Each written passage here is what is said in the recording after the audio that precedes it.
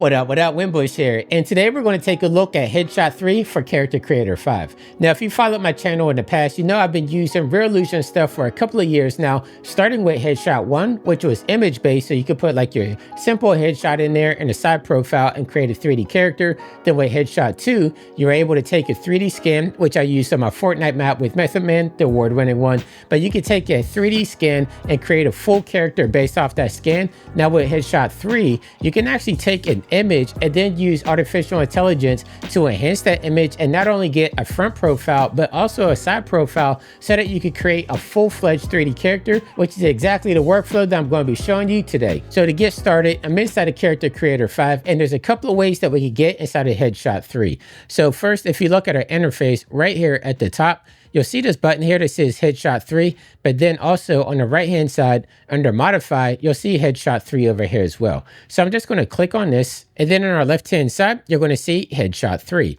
Now, the first thing I want to do is I'm going to click on the AI image generator, but it's not what you think. Yes, you could do text prompt, but you also could use your own headshot as well. So let me just walk you through the steps. Let me go through and hit AI image generator. And then right here inside the middle, of course, you're going to see front prompt image. And that's only if you want to use a text prompt. Now, if you want to use your own image, if you click on modify, you're going to see this familiar box right here in which you can use your own picture. It doesn't even have to be a headshot. In which, let me open up Windows Explorer because I'm just going to use my image that you see right here. So you can see that it's a front shot, but it's not particularly a headshot because it has half my head cut off. You can see it only has about from above the torso and up, but we're going to take this and we're going to use AI to make it something that's usable. So I'm going to left click and drag that over here. And then right here under this tab, I'm going to click on enhance image. And this is going to be the important part because right now we're only going to be generating the front, but after you generate the front, you can then go to the side and the body poses. But right here under hair and makeup, I'm going to leave everything on because, you know, it took a long time for me to grow this nice goatee there. So I'm not going to remove hair. I'm not going to remove the beard. I don't have any makeup on. I'm going to leave everything as is. I'm going to keep it at a 4K resolution. The next step from here is just come down here to generate image.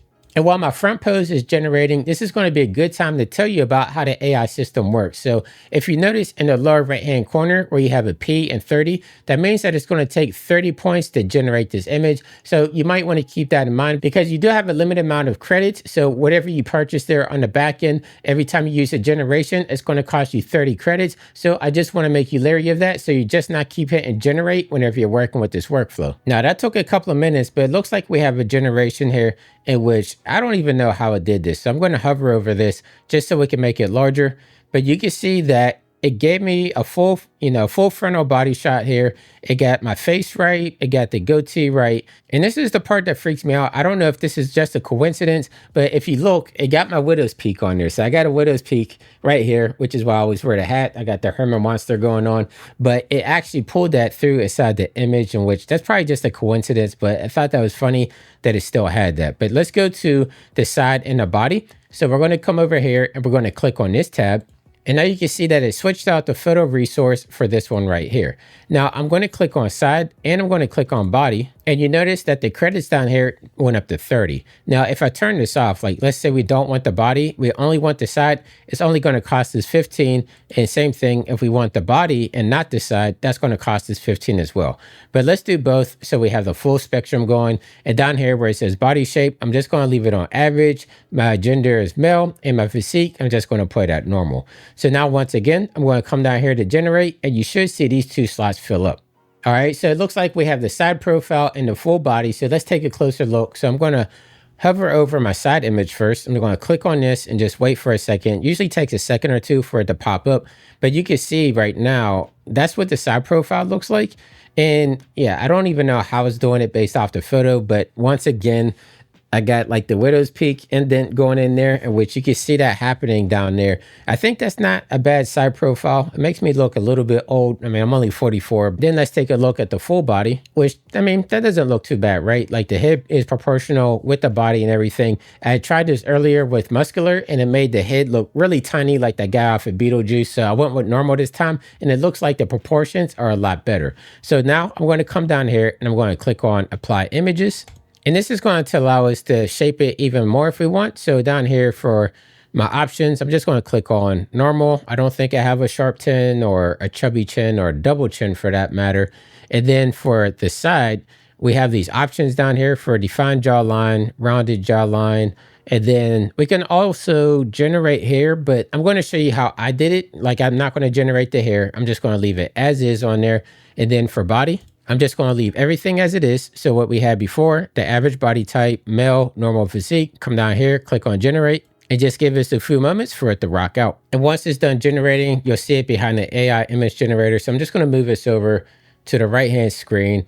And I have to say, those results are a lot better than what I thought I was going to get. Like, I've been using Headshot since version 1. And the one thing that I've always had trouble with is getting the actual texture of the person to align with the skin tone of the avatar there. And if you look, you can see that this is pretty smooth. Like, I'm pretty convinced that this is matching 1-to-1. You can kind of see the line right here where it's getting feathered out, but this is a lot better than what it was in the past. Even the details on the face and everything, you can see the pores, and this is just really close up and personal, right? Let's enhance this a little bit more, because once we have the headshot, we can actually add some hair, we can add some more facial hair, and we can make this look really cool. So I'm going to come up here to my content in the left-hand corner, and let's come down here to packs, because I have a couple of packs. If I come down here to hair, and then right here where it says Afro Buzz Cut, let's throw this on my character here.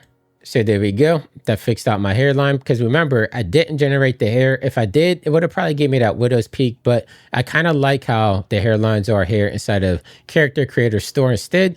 And then for my goatee here, I like the way that the mustache is looking, but this is looking a little bit flat.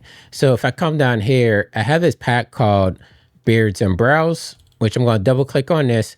And this is just a whole bunch of different, like sideburns, goatees, mustaches. We have a whole plethora of eyebrows that we could choose from. But down here towards the bottom, I believe that we could get only the bottom, the chin strap, they call it. So maybe this one right here. And we can always change the color on the hair as well. So I'm going to take this, drag it onto my character, and already that's looking a lot better.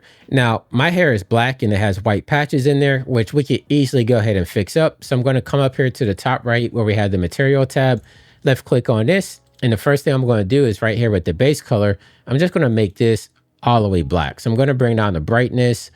That's going to make that black. And then if I come down here, right here under strand color, I'm going to left click on this. And right here where it has the root color, right now it has it at brown, but I'm just going to make it straight up black. And you can already see it change that out for the end color.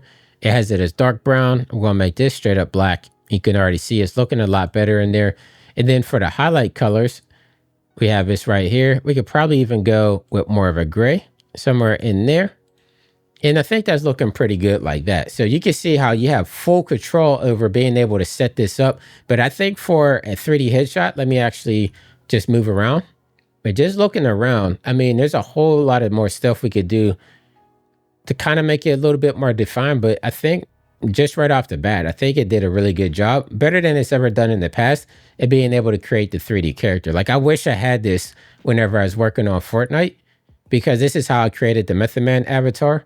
And I think, it came out good, but I think I could have got it a little bit more precise if I had these options here.